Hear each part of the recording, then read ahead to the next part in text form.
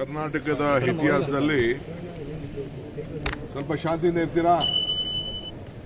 ಕರ್ನಾಟಕದ ಇತಿಹಾಸದಲ್ಲಿ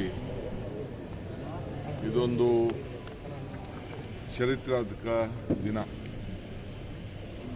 ಇತ್ತೀಚಿನ ದಶಕಗಳಲ್ಲಿ ಇಂಥದೊಂದು ಅತಿ ದೊಡ್ಡ ಯೋಜನೆಯನ್ನು ರಾಜ್ಯ ಸರ್ಕಾರ ಉದ್ಘಾಟನೆ ಮಾಡ್ತಾ ಇರೋದು ನಮ್ಮೆಲ್ಲರೂ ಕೂಡ ರಾಜ್ಯದ ಜನತೆಗೆ ಬಹಳ ದೊಡ್ಡ ಸಂತೋಷವನ್ನು ಉಂಟು ಮಾಡಿದೆ.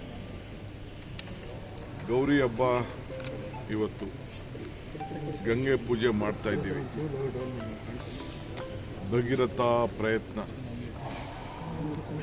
ಮಾಡ್ದಂಗೆ ನಮ್ಮ ಸರ್ಕಾರ ಕೂಡ ಒಂದು ಪ್ರಯತ್ನವನ್ನು ಮಾಡಿ ಪಶ್ಚಿಮ ಘಟ್ಟಕದಿಂದ ನೀರನ್ನು ಬಯಲುಸೀಮೆಗೆ ತೆಗೆದುಕೊಂಡು ಹೋಗುವಂತಹ ಕೆಲಸವನ್ನು ಮಾಡ್ತಾ ಇದ್ದೇವೆ. ನನಗೆ ನಮ್ಮ ಆಫೀಸರ್ ಒಬ್ರು ನೆನೆ ಹೇಳ್ತಾ ಇದ್ರು, ನಮ್ಮ ಮೋಹನ್ ರಾಜ್ ಅಂತ DC ಇದ್ರು, ಅವ್ರು ಹೇಳ್ತಾ ಇದ್ರು, ಈ ಜಾಗದಲ್ಲಿ ಪ್ರಾರಂಭ ಮಾಡಬೇಕು ಅಂತ ಹೊರಟಾಗ ಒಬ್ಬ ಮಾಧ್ಯಮ ಸ್ನೇಹಿತರು ಇದೊಂದು ಎತ್ತಿನ ಹೊಳೆ, ಎತ್ತು ಕುಡಿಯೋಕ್ಕೆ ನೀರು, ಇಲ್ಲಿ ಹೆಂಗೆ ನೀರು ಬರ್ತದೆ, ನೀರು ಹೆಂಗೆ ತಗೊಂಡು ಹೋಗ್ತಾರೆ ಅಂತ ಪ್ರಶ್ನೆ ಕೇಳಿದ್ರು ಅಂತ ನನಗೆ ಹೇಳ್ತಾ ಇದ್ರು. ಇದು ನಾವು ಏನು ಸಾಧ್ಯ ಇಲ್ಲ ಅದನ್ನು ಸಾಧ್ಯವನ್ನು ಮಾಡೋಂಥ ಒಂದು ಛಲ, ಸಂಕಲ್ಪ, ಸ್ವಇಚ್ಛೆ, ರಾಜ್ಯ ಇಚ್ಛೆ ಇವೆಲ್ಲ ಕೂಡ ಇವತ್ತು ಮಾಡಿದ್ದೇವೆ. ಈ ಯೋಜನೆ ನಮ್ಮ ಪ್ರತಿಜ್ಞೆ ಕೂಡ ಆಗಿತ್ತು, ಸಂಕಲ್ಪ ಕೂಡ ಆಗಿತ್ತು, ನಮ್ಮ ಪ್ರತಿಜ್ಞೆ ಕೂಡ ಆಗಿತ್ತು ಅಂತ ಈಗಾಗಲೇ ನಾನು ಹೇಳಿದ್ದೇನೆ. ಪ್ರತಿಷ್ಠೆ ಕೂಡ.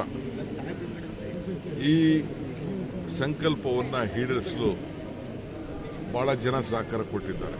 ಇದು ನಾನೊಬ್ಬನೇ, ನಾನಾಗಲಿ ಸಿದ್ದರಾಮಯ್ಯನವರು ಇಬ್ಬರದಲ್ಲ. ಇದು ಎಲ್ಲ ಅಧಿಕಾರಿಗಳು, ನೌಕರರು, ನಮ್ಮ ಡಿಪಾರ್ಟ್ಮೆಂಟ್ ಇಲಾಖೆಯವರು, DPR ಮಾಡಿದವರು, ಅಂದ ಕಾಲದಲ್ಲಿ ಪರಶಿವಯ್ಯನವರು, SM ಕೃಷ್ಣವ್ರ ಕಾಲದಲ್ಲಿ ಅದನ್ನು ಒಂದು ಪ್ರೆಸೆಂಟೇಷನ್ ಮಾಡಿದ್ರು, ಆಗ ನಿಂತೋಯ್ತು.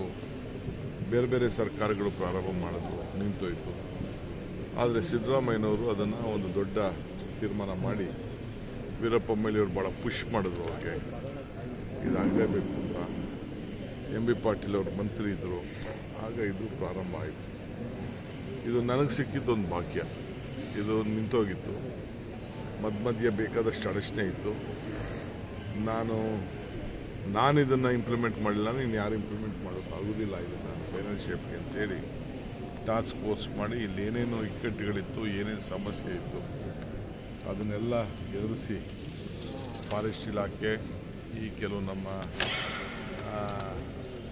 ನೀರು ಶೇಖರಣೆ ಮಾಡಿ ಪವರ್ ಜನರೇಟ್ ಮಾಡ್ತಿದ್ರು ಅವ್ರದ್ದೆಲ್ಲ ಕಿತಾಪತಿತ್ತು, ಕೆಲವು ರೈತರದ್ದಿತ್ತು, ಬೇರೆ ಬೇರೆ ವ್ಯಾಜ್ಯಗಳೆಲ್ಲ ಕೂಡ ಇತ್ತು. ಅವನ್ನೆಲ್ಲ ಇತ್ಯರ್ಥ ಮಾಡಿ ಇವತ್ತು ಈ ಒಂದು ಪವಿತ್ರ ದಿನ, ಪವಿತ್ರವಾದಂಥ ಈ ಗೌರಿ ಹಬ್ಬದ ದಿನ ಇವತ್ತು ನಾವು ಗಂಗೆ ಗೌರಿ ಇಬ್ಬರೂ ಕೂಡ ನಮನವನ್ನು ಅರ್ಪಿಸ್ತಾ ಇದ್ದೇವೆ. ನಾನು ಆಗಾಗ ಒಂದು ಮಾತು ಹೇಳ್ತಾ ಇರ್ತೀನಿ, ಇದು ಭಾಗ್ಯ, ಇದು ಭಾಗ್ಯ, ಇದು ಭಾಗ್ಯವಯ್ಯ, ಪದುಮನಾಭನ ಪಾದ ಭಜನೆ ಪರಮ ಸುಖವಯ್ಯ ಅಂತೇಳಿ. ಹಂಗೆ ನನಗೆ ಈ ಒಂದು ಅವಕಾಶ, ಜನರ ಸೇವೆ, ನಾಡಿನ ಸೇವೆ, ಸುಮಾರು 6657 ಹಳ್ಳಿಗಳು, 27 ತಾಲೂಕುಗಳು, 257 ಕೆರೆಗಳನ್ನು ತುಂಬಿಸುವಂಥ ಏನು ಒಂದು ಭಾಗ್ಯದ ಯೋಜನೆ ನನ್ನ ನೇತೃತ್ವದಲ್ಲಿ ಏನು ನಡೀತಾ ಇದೆ, ಇದು ಎಷ್ಟೇ ಕಷ್ಟ ಆದರೂ ಕೂಡ ಕಾರ್ಯರೂಪಕ್ಕೆ ತರುವಂಥ ಕೆಲಸ ಮಾಡ್ತಾ ಇದ್ದೇವೆ. ಇನ್ನು ದೊಡ್ಡ ಚಾಲೆಂಜಿಂಗ್ ಜಾಬ್ ಇದೆ. ಇಷ್ಟಕ್ಕೆ ಮುಗಿದೋಯ್ತು ಅಂತ ಇಲ್ಲ, ನೀರು ತೆಗೆಯೋದೇ ಒಂದು ಸಾಹಸ.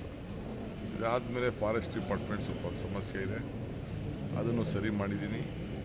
ಸದ್ಯದಲ್ಲೇ ಅದು ಕೂಡ ಚಾಲನೆ ಆಗ್ತದೆ. ಅದಾದಮೇಲೆ ನೀರು ಫ್ಲೋ ಆಗ್ತದೆ. ಈ ಮಧ್ಯದಲ್ಲಿ ದೊಡ್ಡಬಳ್ಳಾಪುರ ನಮ್ಮ ಕೊರಟಗೆರೆ ಜಾಗದಲ್ಲಿ ಅಲ್ಲೊಂದು ಜಾಗನ ನೀರನ್ನು ಅಲ್ಲಿ ಶೇಖರಣೆ ಮಾಡಬೇಕು ಅನ್ನೋ ಒಂದು ಲೆಕ್ಕಾಚಾರ ಇದೆ. ಅದು BJP ಗೌರ್ಮೆಂಟಲ್ಲಿ ಸ್ವಲ್ಪ ಚೇಂಜ್ ಮಾಡಿದ್ದಾರೆ. ಅದನ್ನು ಹೋಗಿ ಸದ್ಯಕ್ಕೂ ಕೂಡ ಅದನ್ನು ನಾನು ನೋಡ್ತೀನಿ. ನೋಡಿ ಅದನ್ನು ಕೂಡ ಏನು ಮಾಡ್ಬೋದು ಅಂತೇಳಿ ನೋಡಿ ನೆಕ್ಸ್ಟು ನಮ್ಮ ಕೋಲಾರ ಚಿಕ್ಕಬಳ್ಳಾಪುರಿಗೆ ಪೈಪಲ್ಲಿ ತೆಗೆದುಕೊಂಡು ಹೋಗೋದು. ಇದಕ್ಕೋಸ್ಕರನೇ ಒಂದು ದೊಡ್ಡ ಕಾನೂನು ಮಾಡಿದ್ದೀನಿ. ಈ ನೀರನ್ನು ಯಾರು ಮಧ್ಯದಲ್ಲಿ ಉಪಯೋಗಿಸ್ಬಿಡ್ಬಾರ್ದು ಅನ್ನೋ ದೃಷ್ಟಿಯಿಂದ 63-64ರಲ್ಲಿ ಒಂದು ಯಾವುದೋ ಒಂಥರ ಕಾನೂನು ಮಾಡಿದ್ದೀನಿ. ಈಗ ಭಾಳ ಸ್ಟ್ರಿಕ್ಟಾಗಿ, ಯಾಕೆಂದರೆ ಏನೇ ಮಾಡಬೇಕು ಅನ್ನೋ ಛಲ ಇರಬೇಕಲ್ಲ, ಆ ನೀರು ತಲುಪಬೇಕು. ಮಧ್ಯ ಮೋಟ್ರುಗಳನ್ನ ಹಾಕ್ಬಿಟ್ಟು ಪಂಪ್ ಮಾಡಿಬಿಡ್ತಾರೆ. ಅರ್ಧ ಕಿಲೋಮೀಟ್ರ್ ಯಾರು ಕೂಡ ನೀರನ್ನ ಉಪಯೋಗಿಸಬಾರ್ದು ಅನ್ನೋ ದೃಷ್ಟಿಯಿಂದ, ಏಕೆ ನಾವು ಇಟ್ಟಿರೋಂಥ ಗುರಿ ತಲುಪಬೇಕಲ್ಲ.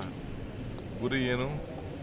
ಬಯಲು ಸೀಮೆಗೆ ನೀರು ಕೊಡಬೇಕು, ಮರಳು ಭೂಮಿಗೆ ನೀರು ಕೊಡಬೇಕು, ಅಂತರ್ಜಲ ಹೆಚ್ಚಿಸಬೇಕು, ಕುಡಿಯೋ ನೀರು ಕೊಡಬೇಕು. ಇದು ವ್ಯವಸಾಯಕ್ಕೆ ಉಪಯೋಗಿಸ ಮಾಡೋಕ್ಕಲ್ಲ.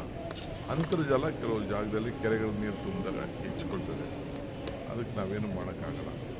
ಸುಮಾರು 10 TMC ಅಷ್ಟು ಕೆರೆಗಳನ್ನು ತುಂಬಿಸ್ತೀನಿ, 14 TMC ಅಷ್ಟು ನೇರವಾಗಿ ಪೈಪಲ್ಲಿ ನೀರನ್ನು